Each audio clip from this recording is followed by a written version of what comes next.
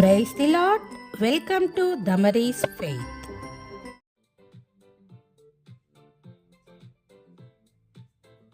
Praise the Lord. ఈరోజు పరిశుద్ధ గ్రంథమైన బైబిల్ నుండి మనము 133వ కీర్తన చదువుకుందాము. సహోదరులు ఐక్యత కలిగి నివసించుట ఎంత మేలు, ఎంత మనోహరము.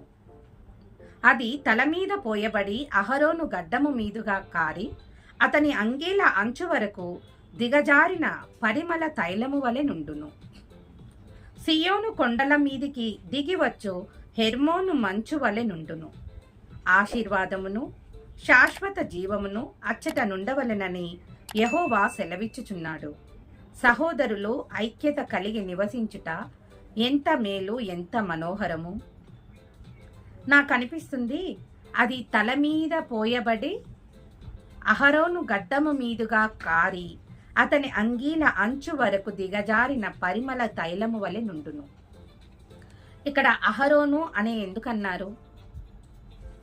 ఎందుకంటే మోషే అహరోనులు సహోదరులు. వారు ఎంత ఐక్యత కలిగి ఉంటే ఇశ్రాయేలు సైన్యాన్ని ఆ యొక్క ఐగుప్తు నుండి బయటికి తీసుకురావడానికి మోషేకి సహాయకారిగా సహోదరుడైన అహరోను ఉన్నాడు. అందుకే అంటున్నారు, సహోదరులు ఐక్యత కలిగి నివసించుట ఎంత మేలు, ఎంత మనోహరము. ఇశ్రాయేలు సైన్యం అంతా కూడా ఫరో చేతిలో నుండి విడిపించడానికి, ఐగుప్తు నుండి ఇశ్రాయేలీయులను విడిపించటానికి మోషే వెళ్ళినప్పుడు ఫరో అస్సలు వెళ్ళనీయలేదు. మోషే ఐగుప్తుకు వెళ్ళి వాళ్ళని విడిపించుకొని తీసుకురమ్మని దేవుడు చెప్పినప్పుడు ఏం చేశాడు? దేవా, నేను మాట మాంద్యము గలవాడను, నాకు మాట్లాడటం అంటే భయము, నేను ఎక్కువగా మాట్లాడలేను అన్నాడు. అప్పుడు దేవుడు చెప్పాడు మోషేతో, నీ సహోదరుడైన అహరోనును నీకు తోడుగా పంపిస్తున్నాను, నీవు అతను తీసుకొని వెళ్ళు అన్నాడు. అందుకనే అనుకుంటాను, ఇక్కడ అది తల మీద పోయబడి అహరోను గడ్డము మీదుగా కారి అతని అంగీల అంచు వరకు దిగజారిన పరిమళ తైలము వలె నుండును. మోషే అహరోనులు ఎంతో ఐక్యత కలిగి ఉన్నారు కాబట్టి అది ఇశ్రాయేలీలకు ఎంతో మేలు, ఎంతో మనోహరంగా కూడా ఉంది. సహోదరులు ఐక్యత కలిగి ఉండుట ఎంత మేలు, ఎంత మనోహరము. ఏ సహోదరులు ఇవాళ రేపు ఐక్యత కలిగి ఉంటున్నారు? నేను చూసిన కొద్ది మందిలో ఎవరు ఐక్యత కలిగి ఉండటం నేను చూడలేకపోతున్నాను. ఆ రోజు మోషే అహరోనులు అంత ఐక్యత కలిగి ఉన్నారు కాబట్టే ఐగుప్తు నుండి ఇశ్రాయేలీయులను విడిపించగలిగారు. అయితే ఆ మేలు, మనోహరము ఎక్కడి దాకా వచ్చిందో తెలుసా? ఐగుప్తు బానిసత్వం నుండి ఇశ్రాయేలీయులను విడిపించి పాలు తేనెలు ప్రవహించే కనాను దేశానికి దేవుడు తీసుకువెళ్లేదాకా సహోదరులు ఇద్దరు కలిసి ఐక్యతగా ఉన్నారు కాబట్టి ఇశ్రాయేలీలను ఐగుప్తు నుండి విడిపించగలిగారు. నేను చిన్నప్పుడు చదువుకున్న ఒక కథ గుర్తుకొస్తుంది. ఒక 5 అన్నదమ్ములు ఉన్నారండి. అతని మీద ఇతను, ఇతని మీద అతను చాడీలు చెప్పటము. వాళ్ళకి తల్లిదండ్రులు లేరు. ఒక ముసలావిడ వాళ్ళ నానమ్మ పెంచింది. ఎప్పుడు చూసినా నానమ్మ అన్న కొట్టాడు, నానమ్మ అన్న అది చేశాడు, తమ్ముడు ఇది చేశాడు, కంప్లైంట్స్, ఒకరి మీద ఒకరు కంప్లైంట్ చేసుకోవడము. అన్నదమ్ముళ్ళు 5 విడిపోయారు. పక్కింటి వాళ్ళు గొడవకు వచ్చారంట.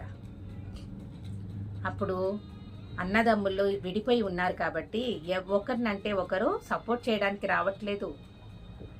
వాడినే కదా అనుకొని నాకేంటి అనుకొని ఉంటున్నారు. అయితే వాళ్ళు సింగిల్గా వెళ్ళి ఆ పక్కింటి వాళ్ళతోటి, వాళ్ళ శత్రువులతోటి పోరాడలేకపోతున్నారు, మాట్లాడలేకపోతున్నారు, వాళ్ళని ఎదిరించలేకపోతున్నారు. అప్పుడు చాలా బాధేసిందంట. అప్పుడు వాళ్ళ నానమ్మ ఒక మాట చెప్పిందంట, అయ్యా మీరు 5 ఒకసారి ఇలా రండి అన్నదంట. కొన్ని కట్టెపుల్లలు తీసుకురండి మీరు 5 వెళ్ళి అంటే 5 వెళ్ళి కొన్ని కర్రపుల్లల్ని, కొన్ని కట్టెపుల్లలను తీసుకొచ్చారు. 5 5 పుల్లలు ఇచ్చిందంట నానమ్మ. పుల్లను విరవండి అంటే వాళ్ళు పట్టుకొని టప్ టప్ అని విరిచేశారు. ఏంటి నానమ్మ పుల్లలు ఇరవటం ఏంటి, మేము అడిగింది ఏంటి, మాకు సహాయం చెయ్యి, వాళ్ళని మా శత్రువులను మేము ఓడించలేకపోతున్నాము, వాళ్ళతో మేము పడలేకపోతున్నాము అని నీ సహాయం కోరి వస్తే నువ్వేంటి పుల్లలు ఇరవమంటున్నావంటే, మీరు ఇరవండి నాయనా అనిందంట. అప్పుడు ఆ కట్టె పుల్లల్ని వాళ్ళు సునాయాసంగా విరిచేశారు. ఇప్పుడు ఒక పని చేయండి అని ఆ కట్టె పుల్లల్లో నుంచి 5 కట్టలు ఒక కట్టలాగా కట్టిందంట. కట్టి ఇచ్చిందంట. ఒక పని చేయండి, ఒక్కొక్కరుగా దీన్ని విరవడానికి ప్రయత్నం చేయండి అని. 5 కర్ర పుల్లల్ని వాళ్ళు ఇరవడానికి ప్రయత్నం చేస్తున్నారు, కానీ విరవడం వాళ్ళ వల్ల కావట్లేదు. ఇదేంటి, మేము ఒక్కటే ఉన్నప్పుడు విరవగలిగాము, 5 కట్టెలు కట్టిస్తే అంత బలం మాకు సరిపోవట్లేదు నానమ్మ అన్నారంట. 5గురు ఐక్యమత్యంగా ఉన్నప్పుడే ఇలా బలంగా ఉంటారు. మీ శత్రువు ఎవరొచ్చినా సరే మీరు వాళ్ళని ఎదిరించగలుగుతారు, విజయం మీదవుతుంది. సింగిల్గా మాట్లాడుకోకుండా, ఒక ఐక్యత లేకుండా, ఎవరికి ఒకరంటే ఒకరు పడకుండా మీ దారిలో మీరు ఉంటున్నట్లయితే మీరు శత్రువులని ఓడించలేరు. ఇంకా శత్రువు మీ పైన దాడి చేస్తాడు, మీ అపోనెంట్స్ని మీరు ఓడించలేరు అని చెప్పింది. అప్పుడు వాళ్ళు చేసిన తప్పేంటో గ్రహించారు. మేము ఇన్నిసార్లు వాళ్ళు మా మీదికి వస్తున్నారు, తిడుతున్నారు, గొడవ చేస్తున్నారు, మేము ఒక్కొక్కరిగా వెళ్ళినప్పుడు తట్టుకోలేకపోతున్నాము. ఇప్పుడు మేము 5గురము కలిసి ఐక్యమత్యంగా ఉంటే మేము మా శత్రువులను ఓడించగలము అని వారికి అర్థమయ్యి ఆ నానమ్మకి చాలా ధన్యవాదాలు తెలిపి అక్కడి నుండి వెళ్ళిపోయారు. అప్పటి నుండి 5గురు అన్నదమ్ముల్లో కలిసే ఉంటున్నారు. ఈ కథలోని నీతి ఏంటి? ఐక్యమత్యమే మహాబలము అని చిన్నప్పుడు నేర్చుకున్నాను. ఆ తర్వాత కాస్త పెద్దగా అయిపోయాక నాకు ఈ ఐక్యత అనే పదంతో బైబిల్లో నాకు ఇక్కడ ఈ వాక్యం కనిపిస్తుంది. సహోదరులు ఐక్యత కలిగి నివసించుట ఎంత మేలు, ఎంత మనోహరము. అయితే దాన్ని అహరోను గడ్డము మీద పోసిన, అది తల మీద పోయబడి అహరోను గడ్డము మీదుగా కారి అతని అంగీల అంచు వరకు దిగజారిన పరిమళ తైలము వలె ఉంటుంది. అంటే ఆ వర్ణన ఎంత బాగుంది, ఒక్కసారి ఊహించుకోండి. ఒక తైలము అక్కడ తల మీద పోసినప్పుడు అహరోను తల మీద, అంటే ఒక ఐక్యమత్యానికి గుర్తుగా అహరోన్ని తీసుకొని ఉంటాడు. మోషేకి సహోదరులు ఐక్యత కలిగి ఉండబట్టి ఆ విజయం సాధించగలిగారు కదా. అందుకని అహరోను గడ్డము మీదుగా పోయబడి ఒక తైలం పోసినప్పుడు ఏమవుతుంది, అది పైనుంచి కిందికి కారి ఆ గడ్డము మీద నుండి అంగీల అంచు వరకు దిగజారిన పరిమళ తైలము వలె ఉంటుంది. ఏంటి, సహోదరులు ఐక్యత కలిగి ఉండటం అంత మనోహరంగా ఉంటుంది. 3వ వచనంలో సియోను కొండ మీదికి దిగివచ్చు, హెర్మోను మంచు వలె నుండును, ఆశీర్వాదమును శాశ్వత జీవమును అచ్చట నుండవలనని యెహోవా సెలవిచ్చి ఉన్నాడు. మీరెప్పుడైనా కొండల మీద మంచు పడేటప్పుడు చూసారా? హిమాలయాస్ ఈ పిక్చర్స్లో, ఫొటోస్లో, సీనరీస్లో చూసుంటారు కదా. అది చూడ్డానికి ఎంత అందంగా కనిపిస్తుంది. ఒక మంచు కురిసినప్పుడు ఎంత చూడ్డానికి మనసంతా ఒక ఆహ్లాదకరంగా ఉంటుంది, ఎంతో మనోహరంగా ఉంటుంది. సహోదరులు ఐక్యత కలిగి ఉంటే ఎలా ఉంటుందంట, అంత ఆహ్లాదంగా, అంత మనోహరంగా ఉంటుంది అని ఇక్కడ వివరించడం జరుగుతుంది. సహోదరులు ఐక్యత కలిగి ఉండటం వలన ఏం జరుగుతుంది? అక్కడ ఆశీర్వాదమును శాశ్వత జీవమును ఉంటుంది. అచ్చట నుండవలనని యెహోవా సెలవిచ్చి ఉన్నాడు.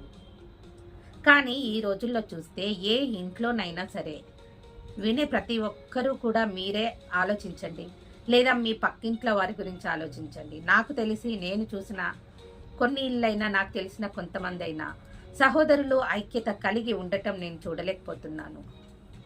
పాత రోజుల్లో నానమ్మలు, తాతలు ఉన్నప్పుడు ఇంటికి ఎంతమంది పిల్లలు ఉండేవారో తెలుసా? దాదాపు 10-12 మంది పిల్లలు ఉండేవారు. మీరు ఇప్పటికైనా పల్లెటూర్లకు వెళితే ఆ ఛాయలు కొన్ని కనిపిస్తూ ఉంటాయి. ఒక ఊరికి వెళ్ళినప్పుడు అన్నదమ్ముళ్ళ ఇల్లులన్నీ పక్క పక్కనే ఉంటాయి. చూడ్డానికి ఎంత బాగుంటుంది.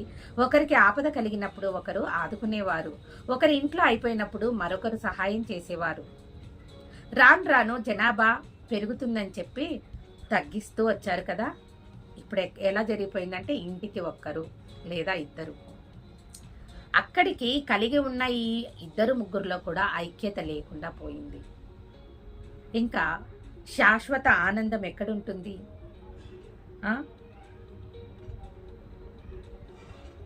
దేవుని ఆశీర్వాదాలు ఎక్కడుంటాయి? శాశ్వత ఆనందం ఎలా ఉంటుంది? ఎందుకు ఈ పోటీతత్వం? ఒకరు బాగుంటే వారిని అణిచివేయాలని ఆలోచన సమంజసమేనా? ఎందుకు అలా ఆలోచిస్తారు? ఒకరు బాగుంటే ఇంకొకరు చూడలేకపోతారు. సహోదరులు ఈ రోజుల్లో నేను చూస్తున్న వాళ్ళు, సహోదరులే కాదు సహోదరీలు కూడా, ఒకరు బాగుంటే మరొకరు ఓర్వలేనితనం, ఒకరు వాళ్ళ మీద ఎలా అంటే అసలు ఎవరన్నా ఒకరు బాగున్నారు అంటే ఇంకా వాళ్ళ మీద పడి ఏడుస్తారు. లేనిపోని మాటలు కల్పించి చెప్తారు. వారు అలా చేశారు, వీరు ఇలా చేశారు. ఎవరో కాదండి, మన బిలీవర్స్లోనే నేను చూశాను. దేవుని సేవ చేసే వాళ్ళని నేను చూశాను. అయితే మన మనస్సు, హృదయం పరిశుద్ధంగా ఉంటే ఆలోచనలు పరిశుద్ధంగా ఉంటాయి. ఒకరిని తొక్కాలి అనే ఆలోచన మైండ్లో వచ్చినప్పుడు దుష్ట సాతానుడు నీలో ప్రవేశించాడని అర్థం. నిన్ను నీవు పరీక్షించుకో. ఎదుటి వారికి లాభం జరగాలని చూసుకో. నీ లాభం కోసము ఎదుటివారి సహోదరులను సహోదరులను విడదీయకు. ఇలా చేసేవాళ్ళు చాలామంది ఉన్నారు. లేదా నీవు బాగానే ఉన్నావు, ఎదుటివారు ఎదుటి సహోదరులే బాగా లేరు అనుకున్నప్పుడు పక్కకు వచ్చేసేయి. ఇంకేం చేయలేము అప్పుడు మనము. కనుక సాధ్యమైనంత వరకు ఎవరైనా సరే సహోదరులు సహోదరీలు ఐక్యత కలిగి ఉంటేనే ఆ ఫ్యామిలీ బాగుంటుందని బైబిల్ వాక్యం సెలవిస్తుంది. సహోదరులు సహోదరీలు అంటే ఒక్క తల్లి పిల్లలనే కాదండి. దేవుని సన్నిధిలో యేసు ప్రభు రక్తంతో కడగబడిన మనందరం కూడా సహోదరులు సహోదరులమే. సంఘంలో ప్రతి సంఘంలో చూస్తే ఎన్ని గొడవలు, ఎన్ని కొట్లాటలు. అధికారం కోసమే కదా, పేరు ప్రతిష్టల కోసమే కదా. అందరూ ఐక్యత కలిగి ఉంటే ఆ పేరు ప్రతిష్టలు అధికారం ఎక్కువగా వస్తుంది కదా. అది ఆలోచించాలి కదా. దాన్ని బ్రేక్ చేస్తూ వెళ్ళడం వలన ఎవరికి లాభం వస్తుంది? సహోదరులు ఐక్యత కలిగి ఉండటం వల్లనే శాశ్వతమైన ఆశీర్వాదాలు, దేవుడి కృప ఉంటుందని దేవుడు వివరిస్తున్నాడు. మనం కూడా దేవుని బిడ్డలంగా, సహోదరులు దేవుని రక్తం చేత కడుగబడిన వారంగా ఒక్క సంఘంగా ఉన్నప్పుడు ప్రతి ఒక్కరూ సహోదరులు సహోదరీలే. సహోదరీలు సహోదరులు ఐక్యత కలిగి ఉండాలని దేవుడు సెలవిస్తున్నాడు. నీకు నీవే నిర్ణయించుకో, ఐక్యత కలిగి ఉండాలా వద్దా అనేది. మోషే అహరోనులు ఐక్యత కలిగి ఉండటం వలన గొప్ప విజయం సాధించగలిగారు. ఐగుప్తు బానిసత్వం నుండి ఇశ్రాయేలీలను బయటికి తీసుకురాగలిగారు. కనుకనే అది సహోదరులు ఐక్యత కలిగి ఉండటం అహరోను తల మీద పోయబడిన పరిమళ తైలములాగా, ఆయన గడ్డపు అంచు నుండి కారిన అంగి చివరి అంచు వరకు కారిన పరిమళ తైలమంత సువాసనగా ఉంటుందంట. వర్ణన ఎంత బాగుంది అంటే అది ఊహించుకోండి ఒకసారి. ఇక్కడి నుంచి సహోదరులు సహోదరీలు ఐక్యత కలిగి ఉండాలని కోరుకుంటున్నాను. దేవుడు ఈ వాక్యాన్ని దీవించునుగాక. Praise the Lord. చిన్న ప్రార్థన చేసుకుందాము. మహాగణుడా, మహోన్నతుడా, మీకే వేలాది వందనాలు, స్తుతులు, స్తోత్రాలు చెల్లించుకుంటున్నాను. మీరు ఇచ్చిన వాక్య భాగాన్ని బట్టి మీకు వందనాలు. సహోదరులు ఐక్యత కలిగి ఉండటం ఎంత మేలు, ఎంత మనోహరం అంటున్నావు. ఎక్కడ చూసినా గొడవలు, కొట్లాటలు, మీరు అక్కడకు సూచనలు జరుగుతున్నాయి నాయనా. మరి సహోదరులు ఐక్యత కలిగి ఉండటం వలన ఆశీర్వాదాలు ఇస్తా అంటున్నావు. అది చూడటానికి కూడా అందంగా కనిపిస్తుంది అంటున్నావు. దానివల్ల ఆశీర్వాదాలు ఉంటాయి అంటున్నావు. మరి ప్రతి ఒక్క సహోదరుడు సహోదరి ఐక్యత కలిగి ఉండేలా వాళ్ళను వాళ్ళు పరీక్షించుకునేలా చేయమని మరి ఒకసారి మమ్మల్ని మీ యొక్క హస్తాలకు అప్పగించుకుంటూ కొద్ది ప్రార్థనను యేసయ్య ఘనమైన నామమున అడిగి వేడుకుంటున్నాను తండ్రి. Amen. Praise the Lord. Videos కనుక మీకు నచ్చినట్లయితే please like and share, subscribe my channel. Thank you. ఇంతవరకు ఎవరైతే సబ్స్క్రైబ్ చేసుకున్నారో వారందరికీ నా ధన్యవాదాలు. ఇలాంటి మరెన్నో వీడియోస్ కొరకు please like and share, subscribe my channel. Thank you. Praise the lord.